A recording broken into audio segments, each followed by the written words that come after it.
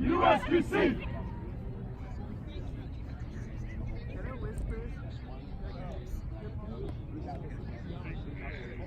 USQC! USQC! USQC! Let's go! All right, so ASU versus Utah State, semifinals of the Dust Bowl. The winner of this game will go on to the finals. The match there is to be decided. We'll go ahead and see. These teams each played in different pools today. Let's see, I believe Utah State went 2-1. ASU, I'm actually not positive. I know they 1-2. I believe it's 1-2. That makes sense. 1-2. I believe losing to Vipers and Raptors and beating the Scorpions. Wow, these are all like the same type of creatures. I just realized that. So this will be an interesting matchup. They did meet up earlier in the year at the Lumberjack Invitational. I believe that was in October. Utah State got up about 4 to 5 points out of range and kind of comfortably stayed there the rest of the game. Was it way more? It was like they were up a lot. You heard it from ASU themselves. They were fucking up a lot. Okay. I asked Cameron. Maybe he was being nice. Cameron Var, the keeper coach, captain, longtime captain of Utah State. You can see him there in the green headband.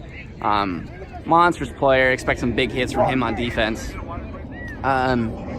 Let's see. Beyond that, these teams haven't met since then. They are both Division I in the Western Collegiate Conference. Looks like Utah State has thus far, shown to be stronger than ASU, but we will see. It seems like ASU has been a little bit crisper and with a little bit more practice under their belt further into the year, versus Utah State has had a veteran squad. You'll see all their starters and most of their sideline have been playing. It's not their rookie year, and ASU did have a lot of attrition the past 2 years especially. So it looks like later in the year ASU is kind of coming back some. It'll be interesting to see just how much they can do against this Utah State lineup.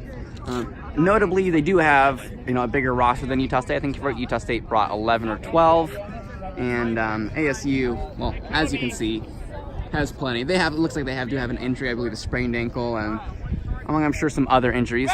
Are you ready? And looks like the refs are just getting ready to go. Game should start any moment here. Keep time, keep. Ready? I'm gonna use this. I'll make it work. I'm gonna use these. I'll make it work.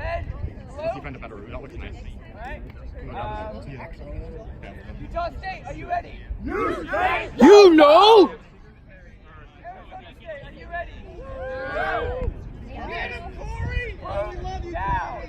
On Brooms down, we got Paul Marigold going for it, as well as I believe William Bray for ASU. And Paul Marigold barely beats ASU to it on the brooms up. Utah State driving in with a nice little quick shot, does miss.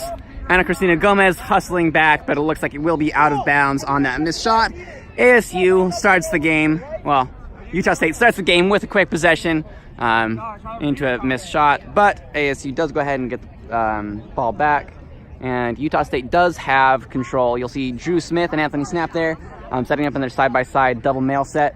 They do like to play fairly aggressive. You can see just how far forward they are. Meanwhile, the keeper here for ASU walking it up behind their beater. Who got control? We got control. And Snapp trading with the ASU beater, going 1 for 1. But then a long shot or pass is intercepted easily by Cameron Barr into a drive. We'll see if the drive against the one beater. It looks like the beater does barely manage to beat out Cameron. But then a good path clearing job by Drew allows Paul Marigold to drive in and score on the hoop that he previously missed his shot on. That'll put Utah State up 10-0 against ASU. Amongst all the beater chaos, we do see Utah State having control after losing it for a little bit there. And once again, we have the ASU keeper walking it up the pitch with his beater, his bludgered beater right by him. It's like Snapp did miss a little beat back here amongst the chaos with the off-ball bludger. The ASU keeper is advancing in, but is pressured back by Paul Marigold. And then a beat by Snapp does result in some chaos. A long pass back from the ASU keeper to his female chaser. It is once again intercepted by Lombard, who's just charging down the field. with a quick, easy dish to Amber Zahner. Great classic play. That puts Utah State up 20-0. A bunch of other chaos over the meter game. Once again, though, Utah State showing their double male superiority and coming out on top. Paul Marigold putting pressure on William Bray, number 10 for ASU.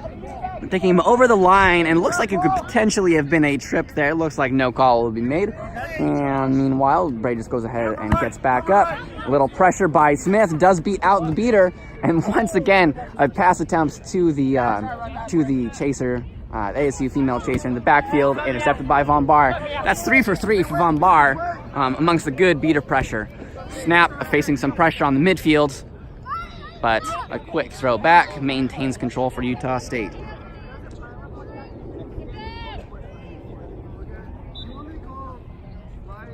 So we're still at 20-0. Utah State. Von Bar just dishing it off to Blake Rodman, also known as Doc Rod, number 91. That man is a tank. If he gets any momentum, he will truck you. Looks like both beaters for Utah State bringing up here, and a nice beat by Snapp opens up that lane. Like I was saying for Doc Rod, once you open up the lane, he can't be stopped. You'll see him get hype, pound his chest. And it looks like ASU is doing a line change. Of note, ASU is playing unofficial at this tournament, their own home tournament. Just a roster issue, just forgot to submit rosters. So actually number 8, you'll see who just passed the ball to Quinn Pitcher, the keeper for ASU. He actually is an NAU player, but due to other roster submission issues. And anyway, but Pitcher is number 10 driving in. A nice hit by Von Bar does knock out the quaffle, but then a quick dish over to number 8, the NAU player that's able to play with them. And then that shouldn't be natural motion. It looks like he had it behind, but a throw from Pitcher up front. It looks like it will be called a turnover because of no natural motion. And the 2 female chasers for ASU are not able to continue the Arizona State offense. Utah State walking up the field. That same lineup. We got Von Bar, we got Doc Rod, we got the double male of Smith and Snapp. Meanwhile, the 2 deep female chasers looking for those dish opportunities. We got Zahner on the close side and one of their rookies actually on the far side. A little handoff between Von Bar and Doc Rod, and was that a shot? It looks like it did just miss. Would have been phenomenal. Meanwhile, in the backfield, Ali Cole, the ASU chaser, does manage to scoop up the ball, turtle it up. The score is 3-0, Utah State. And a little exchange there with Monty Burton and Drew Smith. Looks like Mr. Burton is beat. And then here we go, Anthony Tucker for ASU. Bringing up the soul bludger that ASU has. I'm waiting for Burton to come back into play. Meanwhile, Smith is eliminating the chaser options for Pitcher, who is bringing the ball to the pitch. Snapp looking pretty disciplined with a nice little bludger deflect. Let's see if we can put the pressure on Pitcher. And once again, anytime you get the quaffle near Von Bar on defense, he just gobbles it up. I believe that's 5 for 5 that he has by himself stopped. And a little dish off is just barely missed pass by Zahner. Now, there's just a little bit behind here, a little bit of tricky of the pass. Unfortunate for Utah State, would have been another goal. But they still are up 3-0. Quinn Pitcher walking it up the field. We got a beater play way back here in the back, Burton and Snapp. And it looks like Burton was beat by Snapp in the backfield, but Tucker is recovering the bludger. We got Doc Rod here on Pitcher, preventing any sort of attack. And Drew Smith barely deflecting a bludger there. It looks like he could have been beat. Meanwhile, a very offensive play here by Snapp. And that'll actually be a turnover back to ASU on the delay from the pass from Doc Rod to Von Bar.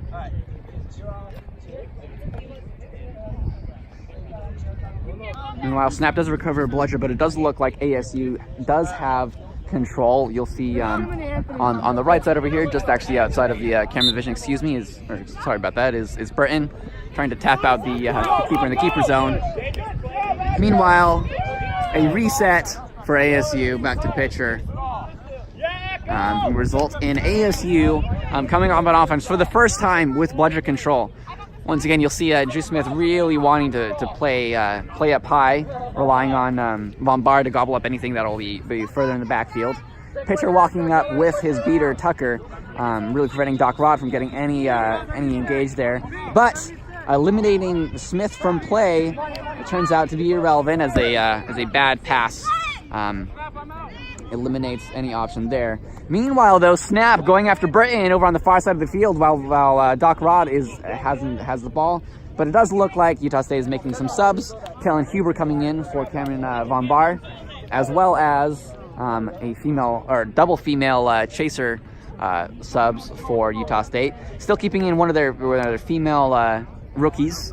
You'll see number 39 there on the far side of the pitch, and then Ana Gomez here on the close side, been playing for just about a year and a half actually about at this point. And Smith with a good beat at hoops, but a quick recovery by Tucker does result a little bit of chaos. Looks like it's slowed down, if nothing else, as both Utah State beaters are off to the side. Slightly sketchy pass by Huber. Goes back to Doc over the NAU player there. He's actually not number 8.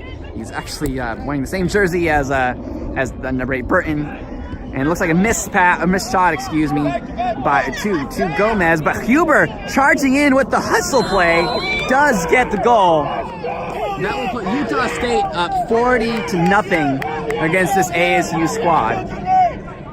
Somebody call out a number 8. Number 8 and somebody else one of the girls. Who you have? And let's see, looking up here, it's very similar setup. We got Pitcher and Tucker coming up the top. We got the double male set sitting side by side for Utah State. We'll see just how long they keep them in. They do have only one other beater here. And a windmill beat, trying to get around, really trying to force the issue, Drew Smith. But he does manage with his speed to recover a bludger regardless. Meanwhile, Snapp out here on the side with Burton, trying to wrap up Pitcher. But once again, a good just keeper defensive stop by Utah State.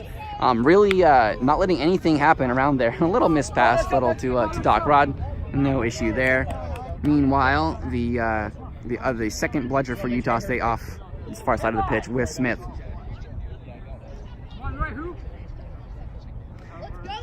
We'll see if the double male set of ASU does end up being able to handle the double male of Utah State. USQC has had problems dealing with teams that will run a split set. Sometimes in the chaser game, they're able to, there are mismatches that they'll have on some of their females versus sometimes huge 6 foot plus big guys. That can be a problem. But ASU does get a stop on that defense there. Looks like after a misbeat by Smith leads into Tucker allowing Tucker to create some chaos and force the issue, allowing Pitcher to go ahead and scoop up the quaffle as he now advances up the pitch. And it looks like a full line change for ASU.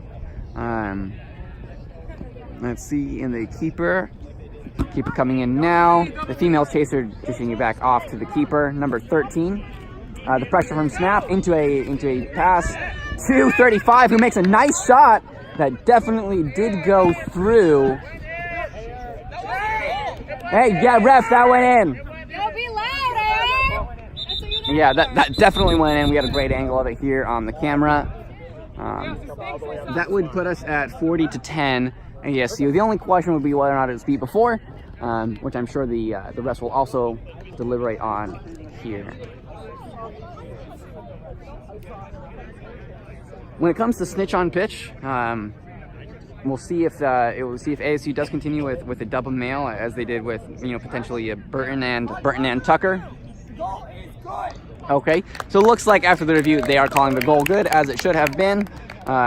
Good job by the AR there, making sure that the ref knew. So that's 40-10. Utah State up 30 now. And what's game time? Probably like 9. Yep. So we're just about coming up to 10 minutes or 9 minutes 52 seconds in. Utah State still running their double male set of Smith and Snapp for just about 10 minutes of game time.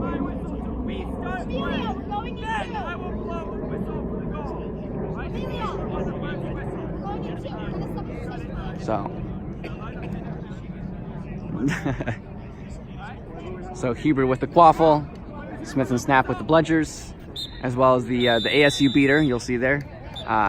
With the yellow broom, also holding the bludger. 10 minutes. And Huber's walking it up the pitch. Meanwhile, both beaters, once again, these Utah State beaters really do like to play aggressively. And Paul Marigold with a nice little catch there, finally coming back into the game. Little dish off back to Huber, who after a nice hit by the defensive chaser, at the hoops by ASU. Knocks the ball out just enough to get a turnover after the female chaser falls on the quaffle. Now the ASU keeper is just walking it up, as it looks like they are doing some more subs. Potentially just one here, as you see number 5 subbing in. Snapp with a nice beat here on the female beater, Amanda Clark, for ASU. And a long pass that barely misses, but then also a beat that barely misses, but then a shot slash pass blocked by Huber, and then a shot that just barely goes in, that backhand little deal. Looks like it was just fast enough to prevent Utah State from stopping that goal. Puts the score to 40-20 Utah State, but ASU really keeping back in here. Now, Smith did finally sub out. Utah State still running a double male set. You'll see Adam, number 10 there, holding the lone bludger for Utah State. As they go ahead and try to create an advantage here, if they can't get a bludger. Now, after that missed bludger, we'll go ahead and see if Utah State is able to either score or if they need to play it safe. But after a missed pass and shot, then it does go ahead and go back over to a turnover to ASU. A big hit by Paul Marigold, but also could have very much so have just been losing some footing by the ASU chaser. Regardless, we get a turnover to the ASU keeper, who brings it up the field into the control defense of Utah State. Paul Marigold also playing very aggressively. The long pass, this time not intercepted by the keeper, Kellen Huber, does roll into a quick goal in for ASU. That puts the score 40-30. ASU really scrapping it back in. We'll see if Utah State without Von Barin is really able to make things happen. It seems like the line has stagnated a little bit defensively and offensively without him there. And the napalm play by Adam does knock over the hoop, as the female beater was right there in front of the hoop. Looks like the refs will be deliberating on the hits. It did seem legal to me. It did look like the release of the bludger to hit him was the instant before he did make the hit, and she did place herself in front of the hoop. We'll go ahead and see what the refs do think, if they think it was reckless or if it was deserving of any other sort of call that we may not have been able to see from this distance. If this goal does stay good, it'll put the score 50-30 Utah State. Kind of ending a little bit of a dry spell for them, as they've had some issues finishing at the hoops. Additionally, you'll see Snapp here in the backfield, or back on his side of the hoops, having control of both the bludgers. So regardless of, if no play, no call is here, then they'll maintain control. But I imagine if there is some sort of call, that ASU will get bludger control off the illegal beater play. As well as negating the goal, that would put it 40-30 and ASU with control. This could actually be a pretty good point here, to get both of those for Utah State. Refs are still deliberating. Meanwhile, on the far side of the pitch, beyond there, you might see just a little bit of the Rain City Raptors playing Sun Devil Quidditch, the ASU B team actually. Raptors, the Rain City Raptors, that is, are definitely the favorite there, and we'll go ahead and see after this game what the result is there. Meanwhile, back here, it looks like it will be contact while dismounted on the Utah State beater. You can tell he's a little confused. Yeah, I mean, like, it was into the hoops too. We'll go ahead and see here Von Bar walking over to his, talking with his beaters, making sure he's clear. Playing like you couldn't slow yourself, right? Okay, so that will put the goal as no good. So it will be 40-30 Utah State. It will be a turnover of the quaffle to Arizona State. You'll see the ASU keeper now holding on to the quaffle. But it looks like no bludger turnover. But the ASU only down 10. We'll see if they can go ahead and tie it up here on this offense. Like I said, Utah State does have that, does have control. So we'll see what they are able to do with it here. Wrap by Marigold.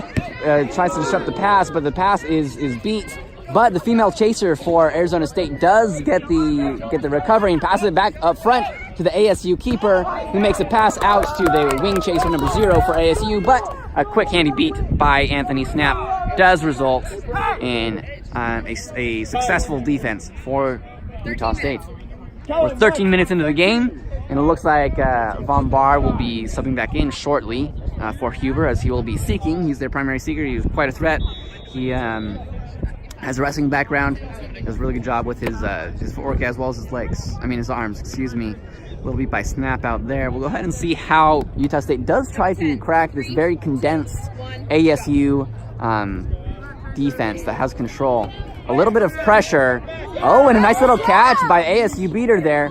Does result in a lot of chaos. The ball is off to Paul Marigold, who's driving in on a no-bludger situation, who barely misses. We'll see. It looks like Amber Zahner here coming in with the ball after Snapp does give it a little friendly tap with his bludger. Thrown bludger, that is. Paul Marigold looking to go in for a drive. You'll hear the enthusiastic sideline here, but some good chaser defense. And then a nice beat there, pass right into a beat. A weird little step on the waffle there, popping it up. But at the end of the day, ASU gets the defensive stop, and the ASU keeper is walking it up the pitch. However, unsurprisingly, as is due to the speed of the Utah State bludger defense, they do have control yet again.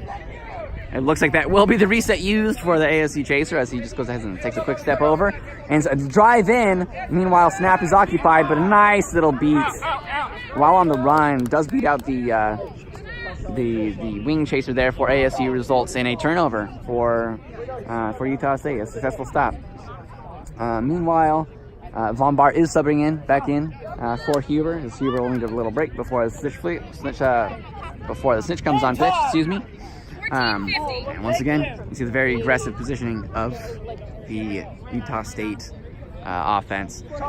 Interestingly, ASU is clumping very much so just about up in the middle and in the front, looking most likely for the double team. Still very difficult on some of these players. Cameron is very slippery yourself. You'll see him go ahead and drive in there. Looks like it was no good. The shot is missed, but then number 9, one of the rookies here, actually looks like the shot was good, excuse me. Now a little bit of a late call there by the refs, puts the score at 50-30. Right, which puts Utah State up 20 points as we are nearing snitch on pitch. And a line switch from ASU. Looks like they are going back to that double mail line of Tucker and Burton with Quinn Pitcher up at the top. Probably trying to prepare themselves for snitch on pitch, seeing if they can't get control of the bludgers before the Seekers become relevant in the snitch range game. Tucker bringing it up, just trying to clear a pathway for Pitcher. Meanwhile, Adam, that new beater for Utah State, trying to counter that pressure. But a nice little beat on the back, and Snapp running out to Pitcher in the very back of the pitch. Passes back to his NAU ally here. And then once again, Von Bar back in. Expect those shots / passes to the backfield to be deflected. You see him giving a high five, very enthusiastic high five to his teammate there, Snapp. Looking at a turnover, feeling good about it. It's keeper zone to keeper zone. Keeper zone to keeper zone at the beginning, yes. Okay, Utah State doing their same offense, not much of a variety here. A little bit of a missed handoff, turns out to be okay between Doc Rod and Von Bar. As Von Bar charges in, looks to be sneaky, slippery, blocks the beats, and puts it right in. Looks like there's some disputing from there's a stoppage of play. If he is called clear, this will put Utah State up 30 points, 60-30. Fairly low scoring game due to many stops. Both teams just haven't quite been able to finish. Arizona State primarily just because of the disruptive abilities of the keepers for Utah State. Whereas a lot of the stops here by Arizona State seem to be on missed shots and then just some misplaying around the hoops, where ASU just is able to fall on it for Utah State. Yeah? Okay. What's game time? 16:46. So game time is 16:46. So the snitch here, you'll see an anteater will be going out to play the snitch pretty quick here. Utah State running out some water to their players while the refs deliberate on the call of whether or not Von Bar was beat. I'm sure that is what they are deliberating.